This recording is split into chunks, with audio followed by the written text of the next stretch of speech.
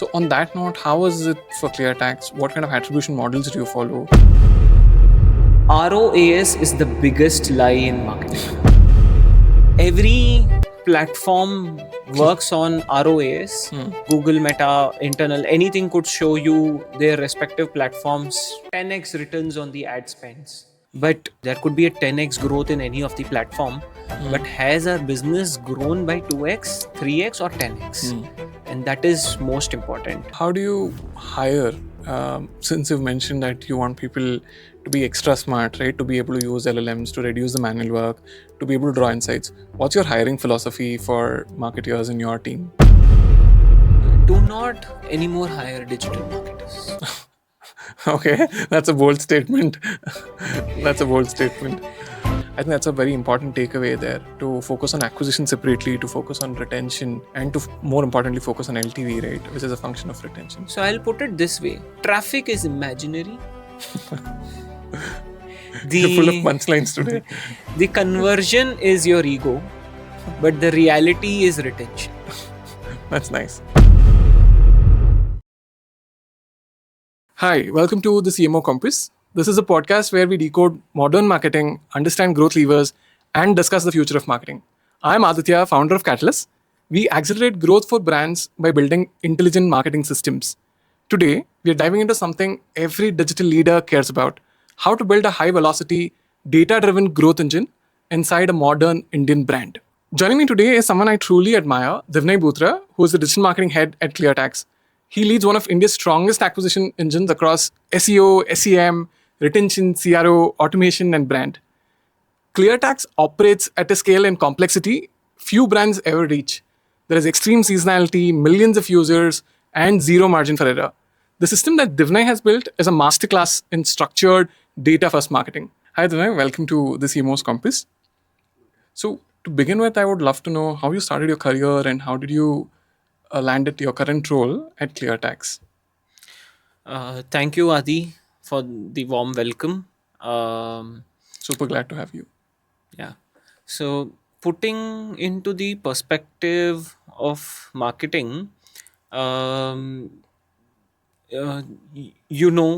all started with the same trenches we both together at the agency life, which I have to tell you. Yeah. Putting 16 hours a day, learning and honing your hard skills on performance marketing. I remember. So from that time, it's been a decade pivot. In between, I had set up my own digital marketing agency, and I failed. Oh, okay. I would say that was the real MBA. The failed agency was the real MBA, and I realized that it was not about only optimizing ads that will make me through, but the real business is about building the brand. And that's where I moved on the brand side of things, and it happened with Wrong by Virat Kohli, owned by an organization, Universal Sportsbets Private Limited, Nice. followed by Coves. A good high intent, high fashion experience for almost large time, and then recently been at ClearTax. Why ClearTax? Again, an high season specific business, high challenge and data driven segment. At here ClearTax, it has been from optimizing keywords to optimizing revenue. So that's been the journey, to put it in short. I think you've covered it pretty well, but your role currently at ClearTax encompasses multiple functionalities, right? You will have to take care of SEO, you have SEM, content, social media. How do you manage to cover all of this, right? What KPIs do you track at ClearTax? Thinking about seasonality, if I have to put it this way, that most businesses have 365 days to attain their target. We just have 60. Right. And the regular marketing playbook just fails over here, because you cannot do anything wrong. You just have a very limited window. Yeah. The stakes are very high. You just can't afford to lose. Yeah. Correct. But when it comes to business being seasonal, I do not manage marketing or specific channels, manage a life cycle of a customer. Interesting. Because there are two phases in the business. One is the peacetime and the other is the wartime. Okay. And the peacetime is all about education, that we provide value and content to the consumer to help them devise their better tax planning and help them save money. And when it is the wartime, it's about presenting the right solution where the key KPIs are the conversion, and I would call it as the harvesting period for us in the business. Okay. That we drive conversions and the filings for the consumers.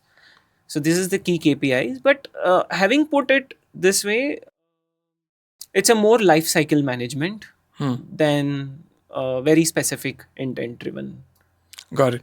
So I'm curious to know, is there a specific consumer insight that you've derived, which is not very logical, but maybe derived from data? Is there a consumer insight that you can share with us? Most of the times, it's mistaken by the biases that tax filing is driven by fear.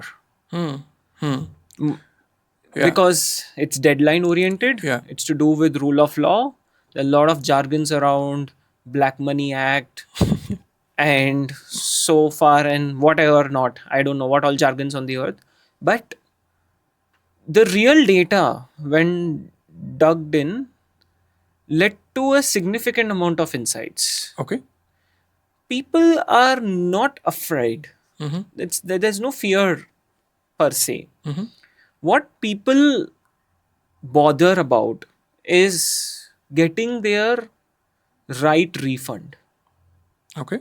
So the outcome of tax filing could be either paying your right taxes or getting the right refund, because you do not want to overpay taxes, at the same time being a very tuned citizen of the country. You do not want to be underpaying the taxes. So that's the true insight which we got into the data, and that's where the marketing campaigns were positioned towards helping users to get their right tax refund. And not on fear. And not on fear. That was pretty insightful. I want to talk about attribution a bit. That's one common challenge that we see, right? Most brands struggle with. The numbers that they track on Google dashboards, Facebook dashboards, oftentimes do not match their backend. So on that note, how is it for ClearTax? What kind of attribution models do you follow? Do you do MMM? Or is there any other custom attribution model that you follow? This is quite a lot of things which you have asked. A lot of questions, yeah. But if I have to put it in a nutshell, but I can explain you in a bit. ROAS is the biggest lie in marketing. Right. Every platform works on ROAS. Every maybe Google, Meta, internal, anything could show you their respective platforms 10x returns on the ad spends. But what we truly believe is our internal dashboard. There could be a 10x growth in any of the platform, but has our business grown by 2x, 3x or 10x? And that is most important. And this way I see that at ClearTax we have solved this thing very insightfully business driven.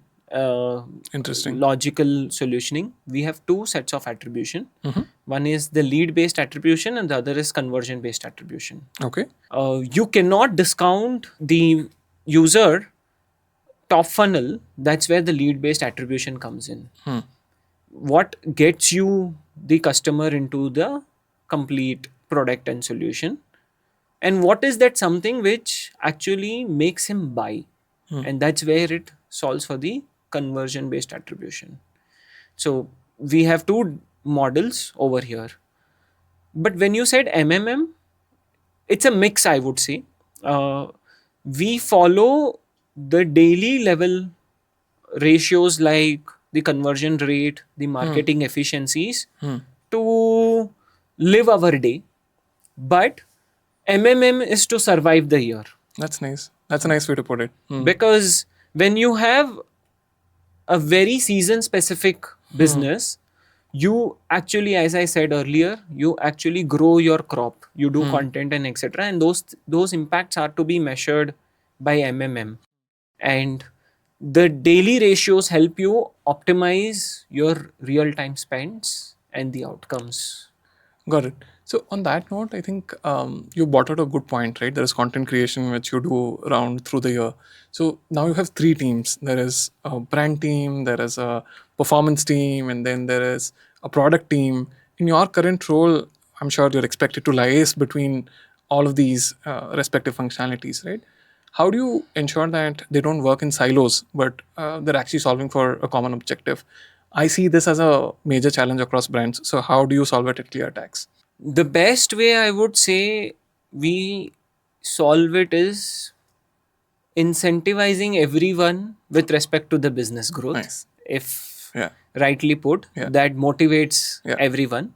But every function cannot be done in that particular way. Sure. So there are multiple smaller KREs which are defined for each of these segments, Okay. and they are interlinked to the outcomes of the other team's KREs. So if I have to put it this way, the content strategy throughout the year should lead to a reduced cost per retention during the season for a CRM team. And when it comes to set of 5 features built with market insights on the top of the funnel with the market insights, the branding should lead to lower cost of acquisition at the bottom funnel for those cohorts where do we have a very good product marketing fit. So this way, by overlapping the KRAs of each team with the other and analyzing the impact is how we make sure that teams do not operate in silos. That's interesting. So while we've covered attribution, we've covered cross-functionality teams, I'm particularly interested in understanding, where you search for ClearTax related keywords, ClearTax ranks up on SEO, right? How has SEO helped you scale up the business in ClearTax? If you can share some specific insights there, I think that'll be great. Boring content does not kill, but it sells. Okay, nice. Because most people would connect to the connotation of putting a lot of blog pages as boring content, but it actually sells. Because when the user is very serious about his outcome or the problem statement he or she has, they rely on this boring content dwelling deep into that context. And that's where SEO helps. You make sure that you have the content for every small use case the user is going through for the segment you are into, and provide the key value out of it which they are looking forward for. That makes you rank on the Google. Okay.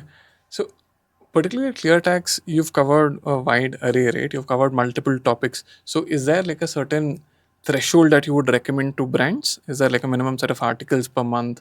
Or is there a formula that you use at ClearTax? It's not driven by formula. We put it in this way that the time period it takes for a particular keyword difficulty to start ranking in the first fold of the Google SERP or any search engine SERP, that is something which helps us determine that what type of value are we adding to the category. We have a very strong SEO team.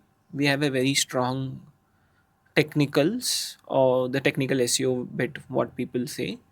The most important thing that is very significant in SEO is the user behavior on the page. That is the key difference driver in the Google search engine ranking.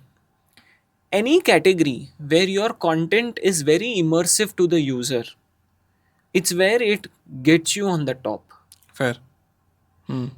So you've solved for user intent and user behavior primarily Correct. across the entire stream. So this is what I was coming to, that the content may look boring, but when the user intent is to read that thing in detail, it makes a good amount of engagement metrics to these search engines to make us rank on the top.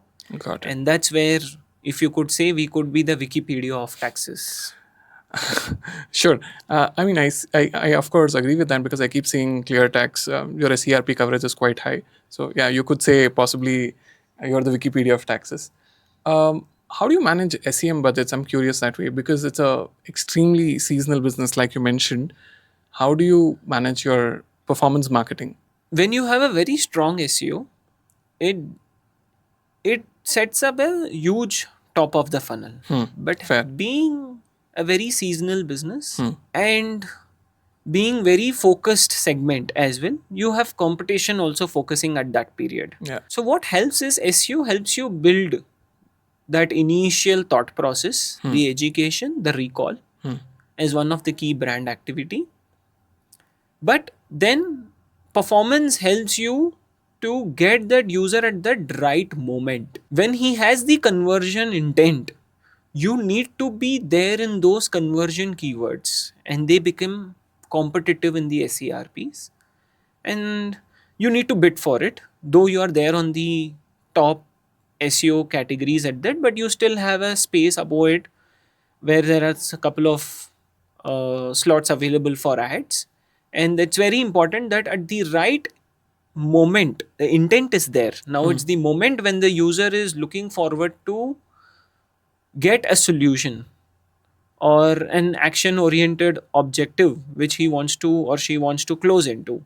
That's where the performance comes into the picture. And I'm guessing in this case, it would usually be towards the last of the season, right? Towards the end of the season.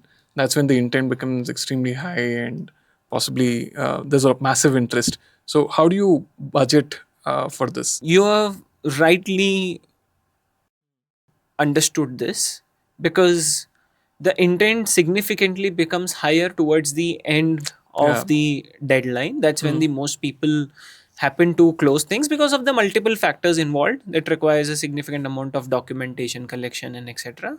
So the budgeting significantly changes for the performance marketing at this period where you need to be there at the right moment at the right CPA.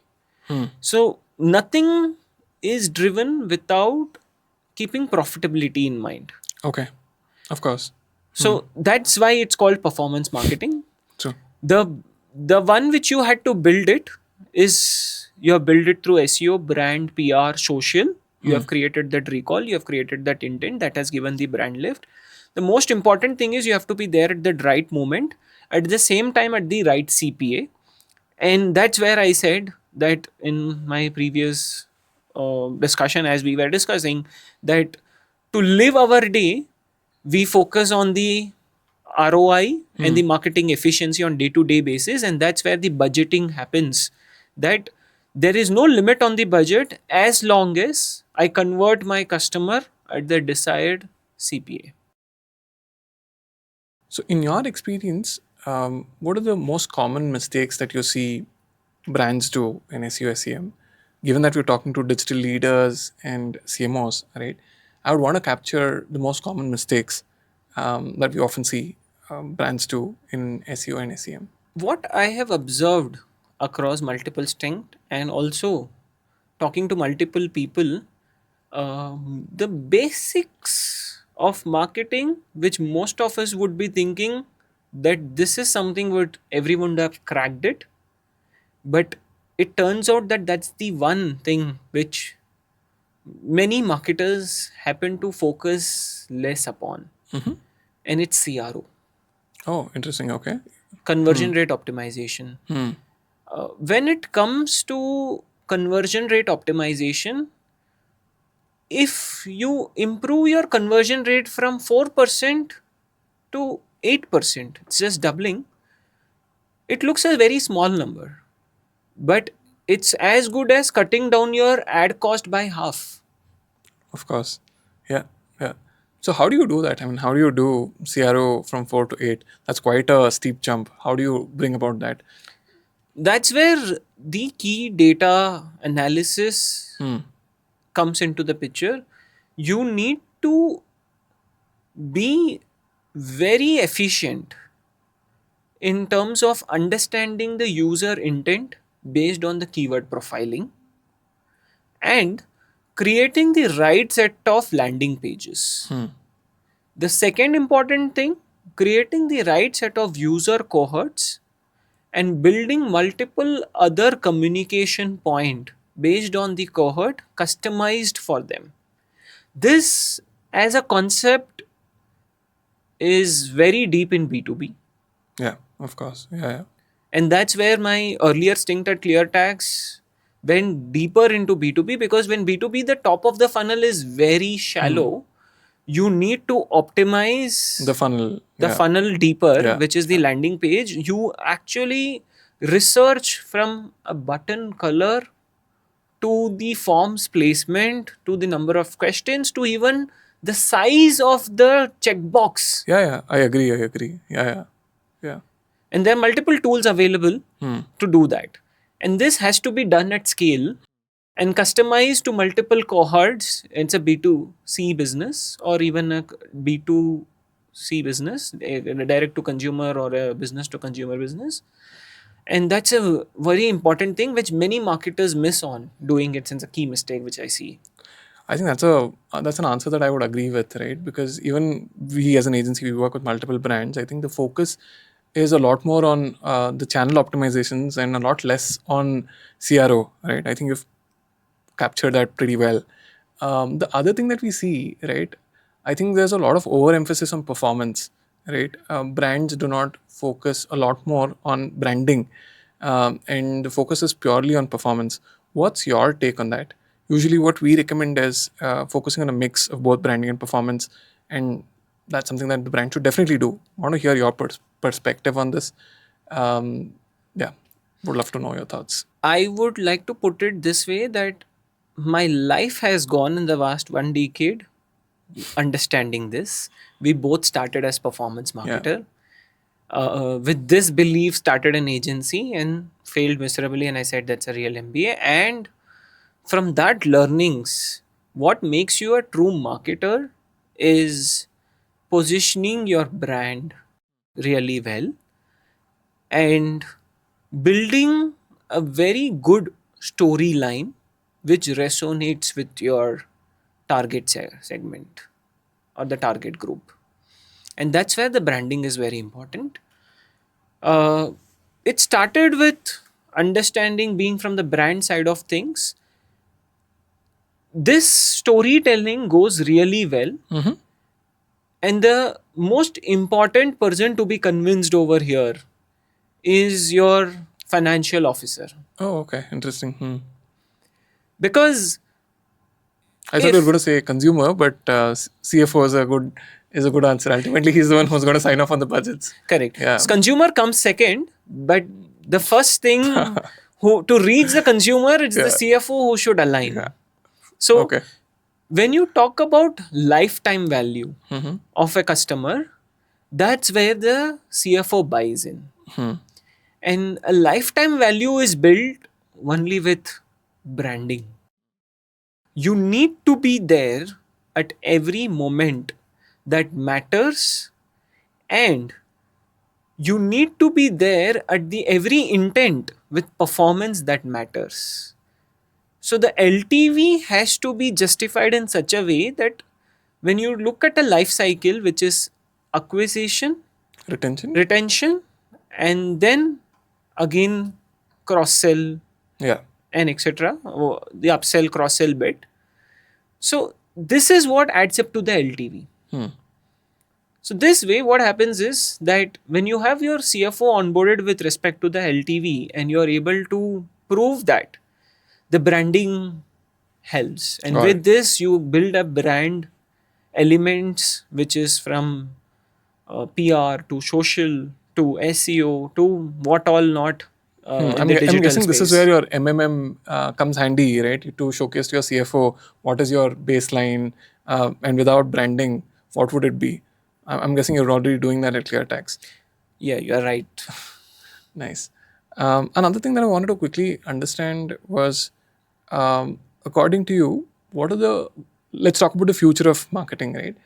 How do you see ChatGPT shaping up in the next 2 years, right? Or for that matter, any LLM? In next 18 months, to do with marketing, you cannot be any more average, because ChatGPT, Gemini, they are good at writing an average copy. They are good at building an average video. They are good at building an average communication plan or an email or a newsletter. But you as a marketer, what matters is that how do you build that average to a very good marketing campaign. This is one thing. You could be an average marketer now, but with GPTs and agents at your disposal, you can be a very good marketer using them. It's all about knowing how to prompt them. Of course, yeah. I was about to say And the prompt is everything. Yeah. the prompt is everything. And the second thing is about curation. GPTs are good at curating things, but it's the marketer's curiosity that builds the campaign out. The second important thing is curiosity, which makes sense for a marketer, and how these things are going to affect the overall ecosystem of AI in marketing. I want to talk about a bit of future of marketing. Um, so, how should CMOs or digital leaders today plan to be relevant in the AI world? What skill set should they help or get their teams to build to be relevant in the AI era? I would put it this way, that in the AI era, the humans are being made to be put lazy. That's how I see it. And directionally, I believe I should make my team also feel that they should be lazy. Okay. So when I say being lazy, it does not mean that not moving anything. It means that you should not be anymore filling up the Excel sheets with the daily reports. So, you reduce the manual work. Correct. You don't do the data collection. You don't do any more of the bid adjustment on your own. All these things should be built with the machines. Okay. And is that something that you're doing at ClearTax today? Yes. Interesting.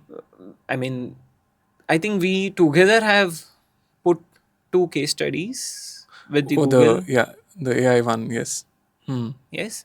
So that's something which is known externally, the AI one, that how do we use dynamic ad copies with respect to the search keywords using AI, which has improved the CTR significantly. And the other one is the extensive usage of scripts Yeah. for automatic bid adjustment. Having put that, more than this, now with respect to content, with respect to research, there is a 10% of the budget which is allotted to test and try a new tool in AI. Okay. And the impact is measured on level of automation it helps to build, and the same people doing more set of things wherein agents report into them and they get an outcome out of it. And this is the shift which I see Got it. happening. So, how do you hire? Since you've mentioned that you want people to be extra smart, right? To be able to use LLMs, to reduce the manual work, to be able to draw insights. What's your hiring philosophy for marketers in your team? Do not anymore hire digital marketers. Okay, that's a bold statement. That's a bold statement. It was a skill. I was a digital marketer. It was a skill which was significantly in demand. But we hire marketers who understand business and have digital I skills. see where you're going with this now. I was a little taken aback by that statement, but yeah, now it makes sense. Yeah. So you need to have a certain skill depth. It could be performance, it could be SU. But the most important thing at ClearTax is that you understand business. I think that's non-negotiable. Yeah, I think that has become the new ask. Understanding business has become paramount. It's become of paramount importance. So the terminology that is used is a T-shaped marketer who has a depth in a particular skill and the curiosity on the T top Yeah, to understand the various aspects of business which impacts the overall marketing. got it. So let's say if somebody who's just starting off their career wants to become a T-shaped marketer, what's your advice for them? Learn a skill to the depth, master it.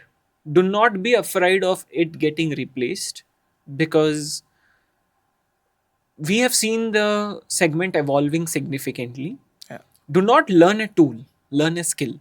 The difference between learning a tool and a skill is learning Excel is a tool, learning a tool.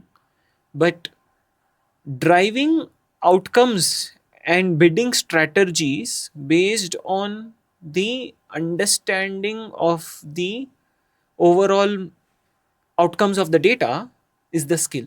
I see where you're going with this. So this is the thought process I have, and directionally I see agencies do a good job this way because they work with multiple clients, and with an agency background I see that there is an directional understanding. When you have an opportunity to understand different businesses, there is a larger scope to be a T-shaped marketer because a lot of avenue available for you to learn. So what I take away is you would recommend somebody to start off their career with agencies, work with multiple brands, try and get those insights, and only then, once you have proper depth of understanding, switch to a brand side if you're really keen to work on the brand. That makes sense. So I think there's a popular debate between having your own internal teams and hiring an agency. I think that's a classic question, right? What would you prefer? I know you've been working with us. You've always preferred the agency plus brand team model, but in general, is there a certain scale that brand should get to before going through this model? Want to know your thoughts on that. I would put it this way: there is no right direction to this. Okay. This depends upon the stage of the business you are at and the set of skills sets which you have internally. So you could hire an agency for a skill, and you can also hire an agency for a particular task to be accomplished. It could be executional or it could be a skill based. So there will always be a requirement for any brand, whether it's an executional or a skill, to grow in a particular segment. But I will always say that agencies directionally have a very good edge for the executional bit because they have people tuned into the skill sets going very deeper into a particular segment. But there are very specific agencies which brainstorm things with a product offering or insightful thought processes with respect to their business planning, and they add a little value to the business, and that's where we see a skill adding up to that Got it. required marketing team. That makes sense. So my takeaway is if you're relatively smaller, you're better off with possibly hiring a team. And once you reach a certain threshold, like you rightly pointed out, I think there is definitely a requirement to work with an agency who can bring in all the newer features, right? That's available on Google and Facebook, the beta features, etc. That's something that's only possible if you work with multiple brands. It becomes particularly challenging if you work with one or two internal brands. Correct. So I want to pick your brains on, let's say there's a new brand who's been spending about 20, 30 lakhs a month, right? How would you recommend a quick 90-day playbook for them? What would be your recommendation there? The 90-day playbook will always be focused first on understanding the funnel. If you have a leaking bucket, there is no point turning on The acquisition. ads Yeah. and scaling up. Yeah. The first thing what you would do is understand your complete bucket, fix all the leaks where it is, and then turn on the ads. Okay. Once you don't have a leaking bucket, any amount of ads giving you conversion at the required CPM, at the desired profitability, would be captured within that funnel. So the key focus on the first 90-day playbook would be understanding the funnel, fixing the leaks, and building or brainstorming more funnels similar to that. So it's about creating multiple funnels within the same brand. You identify different customer cohorts and you're trying to create dedicated funnels for each of the cohorts. Is that correct understanding? Yes. Okay. Understanding the right TG, Okay.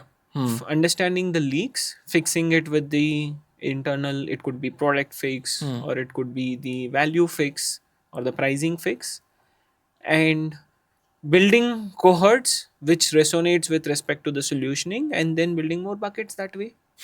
That's nice. So what's a non-negotiable marketing metric that needs to be tracked by every marketer? A very non-negotiable marketing metric would be LTV, Okay. because you could incentivize the conversion, and LTV could be achieved only through retention. So if I have to tell you that I can let go of 1 million traffic for a 10,000 customers or users, Loyal base. Yeah. loyal base, who would buy again next year without me marketing to them. Yeah, I agree. I think that's one of the things that I see often missing, right? Most brands today work on ROAS. I think that's a very important takeaway there, to focus on acquisition separately, to focus on retention, and to more importantly focus on LTV, right, which is a function of retention. So I'll put it this way. Traffic is imaginary. You're full of The punchlines today. the conversion is your ego, but the reality is retention. That's nice. That's nice. So we've come towards the end of the segment. Would want to do a quick rapid round with you. So you'll have to give us one word for all the questions that I ask you. So we'll quickly get started. What's the one metric that you would trust more than anything? Revenue, Nice. What's one habit that's changed your life personally? discipline, Nice. Brand or performance or content? What would you pick in the next 5 years? mix of all but content. Okay. What's one thing that you don't compromise as a leader? Integrity, Okay, that's nice. What's the most overrated trend in marketing today? no marketing budget, A brand that you admire, may not be in your industry. zero tha, What's your unwinding strategy? holidaying, traveling. If you could automate one marketing task, what would that be? Most of it is automated. I would put it this way, that products do automate, but we still need humans One to word. interpret out of it. Maybe come on. daily meetings. So, one personal rule that you always follow. Objective driven. That's nice. Thank you so much for sharing those wonderful insights. It surely has been a masterclass with you. Before we wind up, I would like you to give our audience one quick takeaway from you. I would say we should not look AI as a threat, but it has become a key stakeholder or a team member or an intern. If I have to put it, however you perceive it, it plays a multiple role as a part of your marketing team. And that's the key takeaway which I see in the current world. Thank you, Divnay. It was lovely having you. Great. Thank you. Pleasure was mine, Aditya. Thank you so much for tuning in today. If today's conversation gave you even one sharp insight or one new way to think about marketing and leadership, then this episode did its job. If it did, take a moment to comment your key takeaway and share this episode with someone who will benefit from it. That's how these ideas reach the right people. Stay curious, stay data driven with the CMO's Compass, and I'll see you on the next one.